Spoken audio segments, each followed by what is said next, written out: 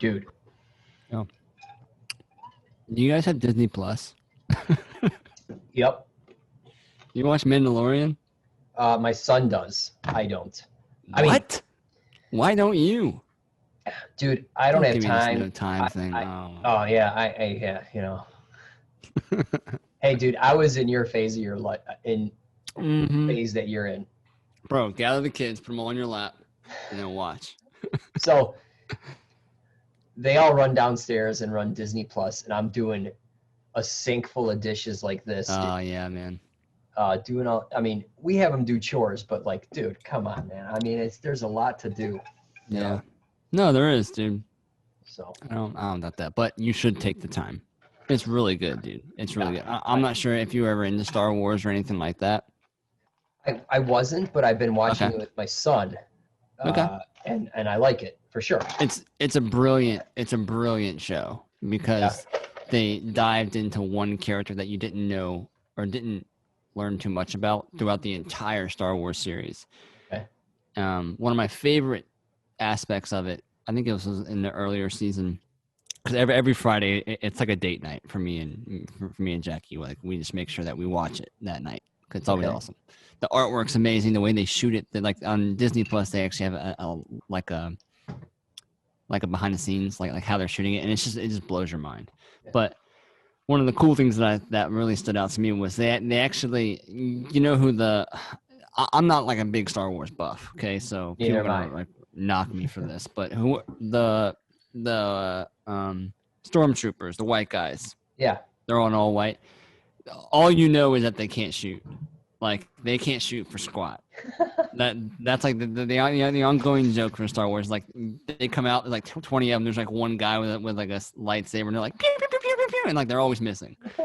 And they actually give those characters they give those characters like lines now. Like they're like yes, Captain, but now it's like an actual dialogue. It's the funniest thing, man. They're like totally cracked on. They're like making fun of each other. They're like, I bet you can't shoot that cup over there. He's like, I bet I can. He's just like pew, shooting all over the place. It's really funny. It's just a really smart design show. Oh man. And Baby Yoda, man. You gotta get on board Baby Yoda. I gotta catch up on a lot of stuff. Yeah, I know. Unfortunately. That happens when you run a business. Yeah. And I have 4 kids. And 4 kids. Yeah. And 4 kids. You have 2 daughters, 3 sons? Oh, I'm sorry, 2 daughters, 2 sons? Yeah, 2 and 2. 2 and 2. Yeah. You're done, right? Yeah. Cool. I mean, yeah. Good. Depends who you ask. I mean, if you ask my wife, dude, she's down for whatever. Yeah, and I'm just she's a labor and delivery nurse. Okay. And she loves kids, and I don't know. Why doesn't she just get her kicks from there, man? Why does she have to like bring it into her own? Dude, is she from a big family? No, 3 siblings. Are you from? You're not from a big family either. 3. There's 3 of us. There's 3 of them, and yeah. Does any of her siblings have large families? 3's the max. Okay. I think there's one other person in my family that has 4 kids. Like, but everybody, my cousins. What's that? But everybody does have kids. Like in my family, like all. Yeah, like are all your siblings married? My sister is not. She's dating someone. How old is your sister? She is 28. I didn't know you had a sister. Yeah, so I got 1 brother and 1 sister. You're the oldest? I'm the oldest. My brother's 2 years younger. He's into motorcycles and all kinds of stuff too. Yeah. But he doesn't fix them. He wrecks them. Awesome. No, you know what he does is he'll buy something and he will, first of all, he gets a good deal. He trashes it for years and then sells it for the same exact amount. Right. Oh, of course. He's that guy. Yeah. And then I got to fix all his stuff, but he just bought a 110 and it's available. So he's picking it up this weekend, a CRF 110. Because he had a 50. Yeah, he's got a 50, a 70, and a 110. Cool. He had a 250F, but he sold that. Okay. And then he's got other stuff too. So why would he sell the 250F? That's a great bike. He had a YZ 250F. Oh, not a Honda. Okay. But it doesn't matter. There's No. still a good bike. But good size bike. It got to the point, you know, we got back into it. We started going to the track and stuff, and then it beats you up, man. Yeah. And he works. He's got an HVAC company. Okay. So he you know, if he gets hurt, you know, he's out of work. Yeah. Yeah. What does your sister do? She's in marketing. So for social media or? So for products. Okay. So she works for a marketing agency where they brand products. So like, and it's a consulting agency. So they'll do like Trader Joe's will go and be like, hey, we got this cookie. We need a box and all the artwork and branding. And so like she does that kind of stuff. Cool. All kinds of different projects. So yeah, that's valuable. Yeah. So that's what she does. Very cool. But back to shows, I started watching Better Call Saul again. Okay. So I don't even know where I'm at. I can look in Netflix and see where I'm at, but I'm obviously behind on everything. But I loved Breaking Bad. Yeah. And I watched like the first 1 or 2 seasons of Better Call Saul, and then I took a long break. So I'm back on that. You into that show or? I did. I finished that show. So I was into that show. Jackie was not into it.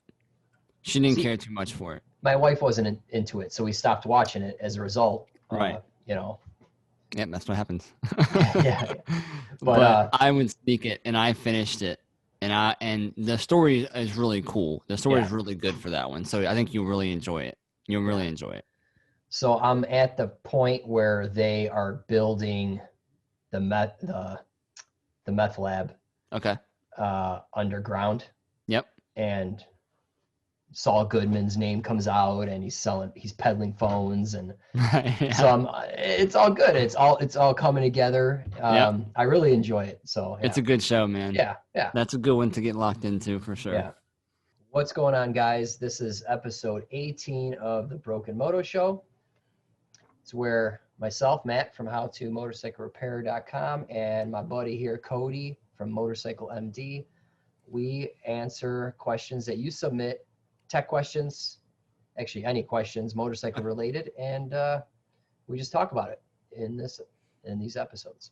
Yeah. So Cody's going to go over the 1 million rules. Go for it. So to email us in with whatever you got.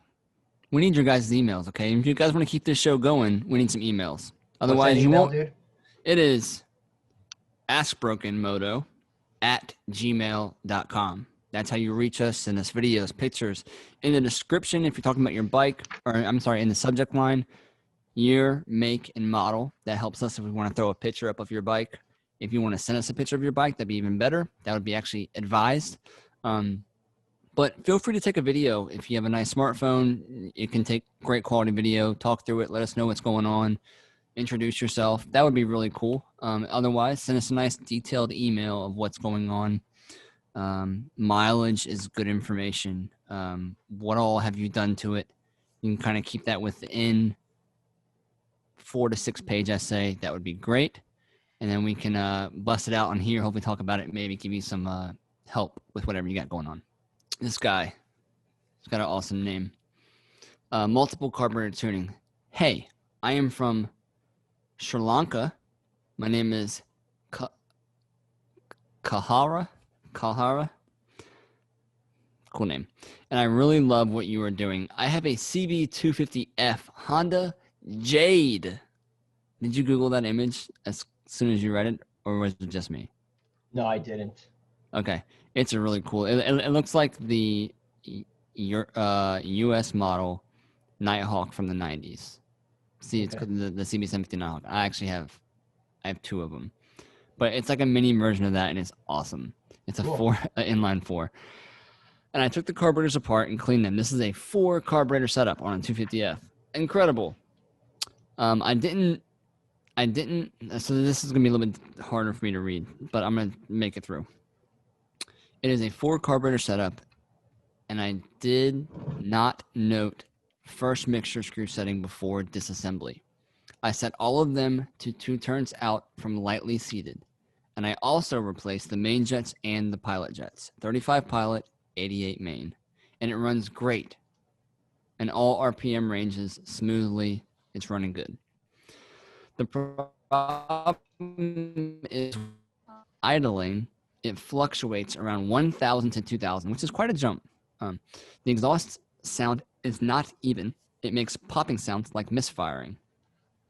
I need to know how to tune 4 carburetors evenly. I know that each carb is slightly different from others, so mixture screw adjustments are not necessarily, exactly 2 on all the way down the line. So how do I adjust each carb to its cylinder? I can tune any single carb by listening to the engine sound, but I cannot do this on a regular 4-cylinder engine because the sound change I cannot hear or recognize. This makes sense. I accidentally let engine run in open vacuum port after carb sync. The vacuum port for the petcock was open and RPM didn't fluctuate. So it sounds like he ran it with the vacuum port off of the petcock. I was steady between 1,000 and 1,500 RPM marks, but there was backfire when wide open throttle. Is there a way to tune multi-carbs or multiple carbs? What's the reason for the RPM fluctuating? I did sync the carbs, no vacuum or air leaks. He had to shove that right in there right at the end for any possible quick answer. So I wasn't able to look anything up. What year is this thing? It is I have no idea. Well, I mean, okay. Is there a year range? Dude, this bike was not from the U.S. Yeah. So I mean, I've never heard of this bike before. I Googled it as soon as I read it, and I was like, oh, cool. I've never heard of this bike before.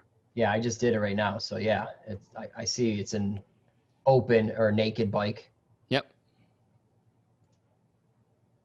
I don't even know what style the carbs look like. I've just never seen it. Like these are the mystery bikes that Honda makes in India or overseas. Yeah. That we will just never know about. I have no access to. I can't even search parts for them. Sure. Right. Okay. So what I think, I think the key of this email goes right back to where he said he ran it without the vacuum port. And it was not as bad. So to me, this sounds like, because it's vacuum operated petcock. Okay, so either probably number 2 cylinder, has a vacuum line that runs straight to the fuel valve on this bike. When you turn the fuel valve on, it will not flow gas until there's vacuum applied to the fuel valve. It's a popular safety measure to not flood the engine when there's a problem inside the carburetors. Very popular, but they can fail. And I've ran into this on my CB750 Nighthawk, which is a 95 vacuum operated fuel valve running off number 2, and it would just do this weird misfire at idle. And it would fluctuate a little bit. It would do this weird misfire. And I pulled there's like a set of parts behind your fuel valve that you'll see that vacuum line runs into. And it's like a spacer plate with like one large, very, very thin diaphragm with a spring on it. And it's just like the system that only functions when vacuum, which means the bike has to be running for this valve to open inside and allow gas to flow out. And what I found, usually you open them up when you see this problem, because what can happen is the vacuum line can actually either suck gas, so the diaphragm fails internally and it sucks gas, which makes number 2 really rich, which means it fluctuates. It's done this weird, it's trying to like run crappy on one cylinder pretty much. Or the vacuum line can have a hole in it, or a rip or a tear, especially right where it plugs into the intake on the cylinder or for that carb, and on the part that goes to the petcock. You pop them off, you can see like the rubber like spiders, right? Very, very common. So it can be sucking in air there. What I saw on mine was a very rare thing I've never seen before. But on the inside of the cap, so where they're like on the backing plate where the vacuum line kind of hooks into, on the inside of that cap, there's like a silver plate. Okay, and under that silver plate, because that's actually where the spring sits. I call it the spring seat.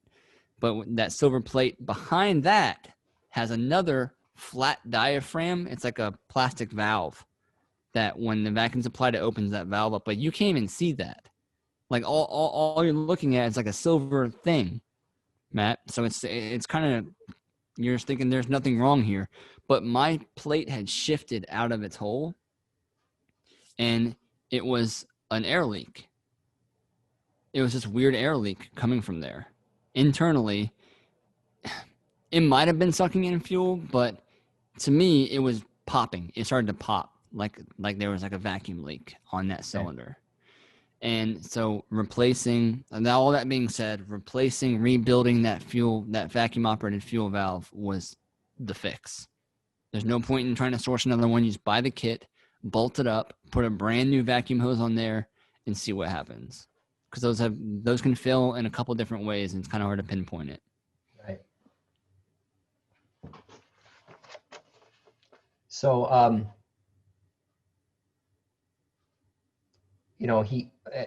what you covered is great. Yeah. But to add to it, so you set them all to 2 turns out. Yeah. Well, first of all, I wonder what the stock pilot was and what he's trying to achieve here, because he replaced all the mains and pilots. I don't know if he went bigger or smaller or what. Yeah. He might have been referencing stock sizes. Who knows? Yeah. Okay. But popping sounds, that's probably lean. Yeah. Right. For sure. I'm just trying to answer some other questions here that he has. I think you're going to tell him to turn them out. Yeah. Ultimately. Yeah. I mean, if it was a stock bike, stock pilots, you'd probably see those screws around 3 turns. Mm-hmm. In Norfolk, Virginia, I set them at almost 3 1/4 to 3 1/2, and it runs mint. Yeah, and we're at sea level. Yeah, and it also depends on the year range. I noticed that certain year ranges are leaner than others and whatnot.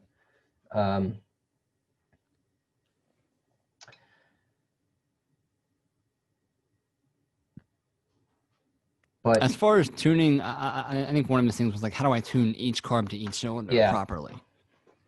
Yeah. Do you have a good method? So, I mean, like when I'm doing fuel screws on an inline 4, I usually go 1/4 or 1/2 turn and jump to the next and do the same. Just go 1/4 or 1/2 turn, and they should all be equal for the most part, right? Yeah. And that's it. And then, if you wing them out, like if you go 1/2 turn on 1, 2, and 3, you'll know by doing 2 or 3 cylinders, you'll know whether you're going in the right direction or not. Right. It'll start to change. Yeah. And then you just got to listen to that. Right.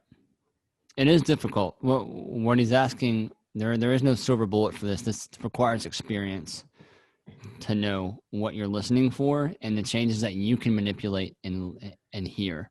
So when I'm doing this on an inline 4, like any 750 or whatever, any inline 4 bike, I set them all to a base setting. Usually I set them at like 2 1/2. Honestly, Matt, when I clean an inline 4 carb, I'll set it at 2 1/4, and it's freaking it's there.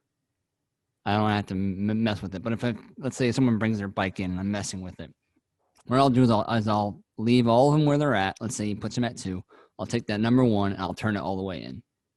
If you turn it all the way in, you're going to hear a difference. Yeah. Because that cylinder's going to want to start dropping. It's going to pop, pop, pop, pop, pop, pop, pop. It's going to almost like it's not running. Okay, cool. Now I know one thing. That one thing is that mixture tunnel is making a change. Yeah, it's working. It's working. Yeah. So whatever I'm doing, there's going to be some kind of outcome. So I'll back that out to 2 or whatever they're at, or I'll back out to 2. Let's say I don't know what the others are at. And then I'll wait until, because as you bring that cylinder back into life, you'll hear it, and also it'll slowly change, and it'll slowly change into a point where no matter what you're doing, no matter how far you're going out, it's not really making a change. Then I'll roll right back in again until I hear that slight change again, where the RPM's kind of like stumbling. Or it's hard because you have a bunch going on right beside your head, you know? Yeah. But once you kill that cylinder, you know that what you're doing will work. So then you start backing it out to what's the stock setting. Okay, it's 2. That's cool. Let's just bring them all out to 2.5 and see how it runs. Go for a test ride. That ran great. Let's bring them out to 3. Go for a test ride. You may notice that the RPM will start to raise up. That's good. Just drop the RPM right back down again. It's literally telling you that it wants to run better that way. So right. Now, I mean, there is no silver bullet to this unless you have unless you have 4 different pipes coming off of your cylinders and you have a exhaust gas analyzer and then you read each one. Yeah, I've never done that. That's the only other way to actually tune each cylinder. Yeah, I mean, I got a video on doing this to an inline 4, and I run them in, I run them out. Yeah, and you can definitely hear the sound difference. And I do sure. half a turn each, and yeah, and I do it multiple times in that video. So I'll put that link in the video description. Cool. I think that's a good one for him to watch. Yeah. Keeping them all the same is safe. If you're making a 1/4 of a turn, unless it's an air screw on a fuel screw, you're not going to see much difference. Don't be so hard on yourself about, well, this one's at 3 and, a hair, just put them all 3.5 or sorry, 3.5 is a bit much. Put them all 3. Yeah. Inline 4s, I found that they're usually all equal. Sometimes when you get in these crazy twins, LV, this and that, maybe it wants something else, but for this engine, as long as they're clean. Yeah. Yeah. I think he's on the right track. I would back them all out 3 turns and see how it does, and potentially replace the vacuum operated fuel valve for your bike. Yeah. Do you have a video on testing that? I do. Okay. Thanks for reminding me. Actually, I actually do have a video. Okay. On that. Well, let's go. I think I got a video as well. It's like freaking 10 years old, but yeah.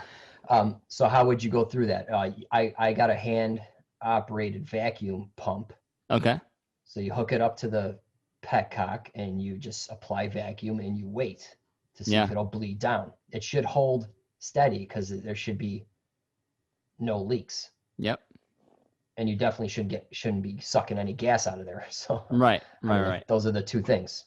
No bleed down and no gas, right? Right. And as soon as you apply vacuum, fuel should flow. And it should not stop flowing.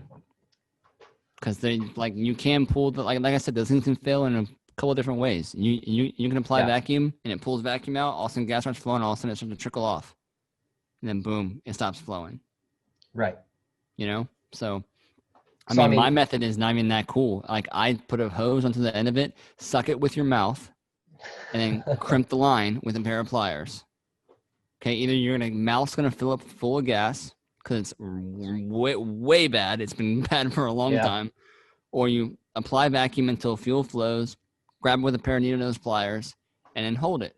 Pour it into a bucket, run it into an external hose, into another bucket, whatever you want to do. But you got to be able to visualize the gas coming out. And as long as you hold that hose there with those pliers, it's going to flow because you're holding the vacuum on. Right. That's it. So what do you do with the mouthful of gas? Like one of these? Spin. Yeah. Light something. I do that in the video. You should check it out. Oh, man. That's the best way to find out. You'll find out real quick what's going on. So he can bypass this, right? He can put a plug on the number 2. Yeah. Run a hose up to and do what you're doing and bypass all that and see what happens. Right? Good. Yeah. Just plug it. Plug number 2. It needs to either be plugged or applied. So. Sure. I would not go for a gravity feed. That's a whole other story. Just run with the system, rebuild it, go on your way. Gotcha. Cool, man. Beer fun time. Beer fun time. We have some shout outs to give. Yeah, why don't you do those? Yeah, if you guys don't know, me and Matt put time into this Probably back up. I spit things. So don't go. Me and Matt put time into this, shooting, editing, and one way that you guys can show your appreciation or support throughout this time that we do this is by donating some money to buy us some beers. Okay. We have a description, or we have a link in the description where you can do that at. We are so thankful for that. And we have a couple of people who've done it for us this past week or past 2 weeks. One of them is being Tommy. Big time donation. Thanks, Tommy. Yeah, thank you. Don, you're the man. I want to say it's Ivica. Thank you. And we got the Fits. So thanks all of you guys so much for donating beer to us so we can drink, be merry, talk about motorcycles to hopefully bring you guys some type of value for your questions or have a good laugh. Yeah, you summed it up, man. Thanks a lot, guys. Yeah. Cheers. We mean it. Bing. All right. Question number 2. 98 GL1500A vacuum leak. Light popping out of the left tailpipe. I should have let you have this question, Mr. Goldwing man. Light popping out of the left tailpipe when I pull vacuum hose off at cylinder 4 intake and plug nipple at intake. Kind of what we were just talking about. Popping goes away and idle's good. Cannot see much when I follow hose back to vacuum tree. I assume I have a vacuum leak. Tried spraying carb cleaner in this area. So much stuff in the way. Any thoughts? Thanks, Cody. Mike T. Phone number and email address provided. Okay, well, I mean, you're the Goldwing dude. I have no experience with Goldwings. But yeah, I mean, I think he's onto something here. So absolutely. You want to take this one, dude? I have no idea about the tree and all that. So yeah, so he's found a leak. That's for sure. It's either going to be in the hose that he's grabbing. Yes, it goes into Never Never Land. Okay, and sounds likely, like yeah, the only way you'll really be able to probably see up or get into there is by going into where the carburetors are. That's the belly of the beast. They are buried in there. We charge 12 hours to do a carb job on those, Matt. Jesus. 12 hours. At what, $100 an hour or whatever? 85. Wow. So the other thing that I will add, which may not be his problem, but is very, very common, which could lead to this problem, is underneath the carburetors. There's 2 carburetors on this bike. One carb feeds the 3 cylinders, the other carb feeds the other 3 cylinders. Underneath the carburetors, there's a little L hose on the left-hand side in a place that you cannot see externally. Little L hose. And because of the bend in the L hose, on that bend, there's a hole that develops. Okay. It's like a $3 part, and it takes 3 hours to get to it. Nice. Very, very common, but that's usually not pertaining to just one side of the motor, which is what he sounds like he's saying, like one exhaust, the left side, this is the one that's popping. It sounds like he's onto something. I mean, the only way to replace that hose is to trace it back. And unfortunately, to do that, I believe he's going to have to pull the shelter, pull the air box, and then get down to where the carburetors are and remove or lift the rubber mats and find it, because it's not easy, man. That is the most complicated vacuum routing system on any bike I've ever worked on. So I think he's onto something. So if he was to pull that vacuum hose off and put a little vacuum pump on it, he would obviously see it drop. Likely. And obviously can that be used to diagnose where it's coming from? It's going to be in the book, man. The evap system on this thing is insane. They have probably like either 6 to 9 different pair valves. Okay. And they're all doing their own separate thing. Some of the pair valves are actually functioning the cruise control on it as well. Very, very complicated. Sounds like it. I mean, yeah. When I was going through school, it was a 3-week course. Okay. So, not to scare you, Mr. Tilly, but it sounds like you're onto something. Check the very, very end of that hose. You know, you pulled it off and then you plugged it with your thumb or whatever you did, and then it stopped. Check the very end, because I've seen very commonly that just in that end that plugs in can deteriorate, and it might just be right there in front of your face. And it's as simple as just cutting that off, putting a little like hose to hose connector in there, and then just running a new line. I've done it 1,000 times. It saves so much time than trying to find out where that hose goes, and like you yank on it and then all of a sudden you pull it out and you're like, where did that go? You know? So yeah. That's my best advice. While you're in there, if you go after that hose, wherever it leads, and you go all the way down to the belly of that bike, replace that little L hose. Okay, so it's going to have an orange piece of tape around it, and it's going to be about maybe 3 inches in length, and it's going to make a nice sharp 90-degree L, and right on the corner of that thing, you'll see it. It's probably already deteriorated. Replace it while you're there. Replace it while you're there. Replace it while you're there. And that's the problem with working on these older bikes, Matt, is like the parts list is 2 pages long, because yes, it needs a carb clean. But you know what? While you're there, there's 4 other things going wrong. Yeah. Like, I guarantee it, you know? So I'm not going to charge you $1,000 to do your carbs to hand the bike back to you with all these problems. And you're like, I just paid $1,000 for you to fix my bike, and now it still runs, you know, or runs crappy. It's like, yeah, because I had to replace 7 other things outside of the carburetors that are affecting your bike.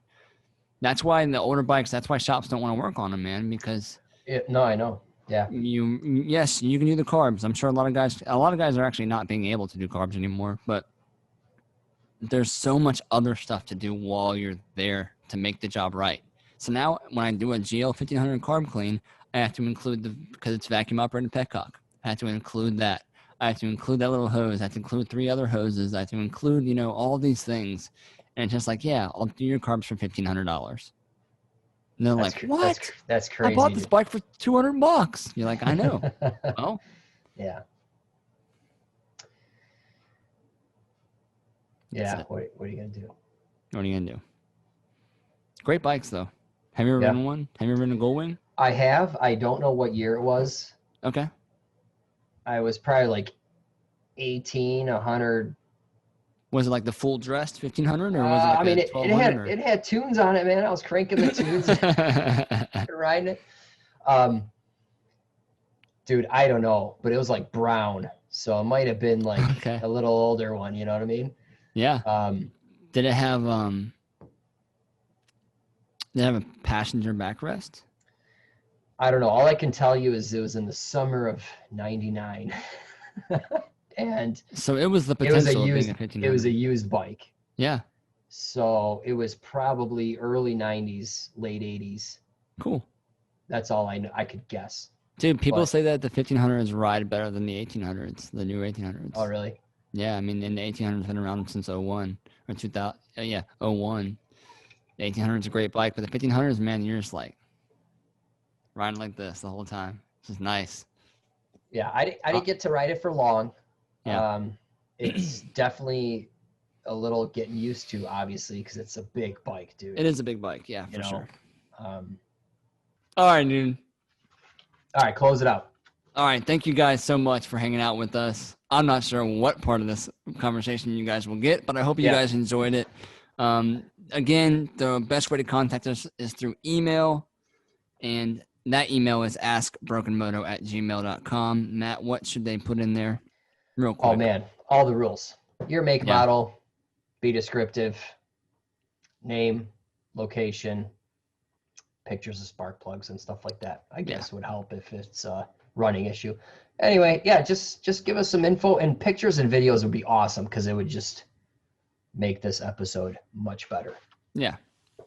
So again, thank you guys so much. Be sure to check out Matt's channel over at How to Motorcycle Repair, where he's doing a bunch of different crazy stuff, putting turbos on Chevelles and rebuilding 2-strokes and all kinds of nonsense. And what is that? What is that? Well, it's just the part I vapor blasted but dude, it looks so good. Oh man, That must be such a soothing thing to do. No, actually, I hate blasting. Oh. like Who would have thought? I love the results and what it can do, but I hate standing there and just, you know, the results are great though, man. It is. And you know what? You have that compressor back there. I think you should build one, man. I think you'll love it, man. I might need to use some of your plans, man. Build my own. I just sent you a link again. Yeah, I saw it. So redeem it. Yep. And just look at it. I will, I promise.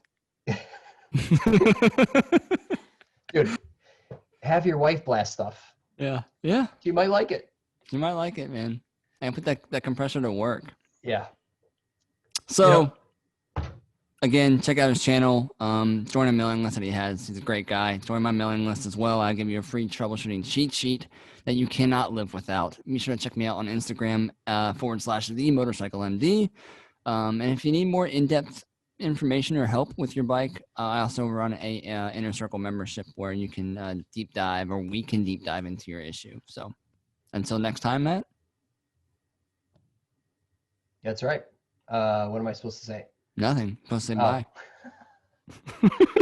I'm like, wait, am I supposed sorry, the way that I ended that sentence, until next time, Matt, it was like a ascending question. No, I got nothing to say, man. All the links will be in the video description, guys. They will. So, see you next time. Thank you. Later.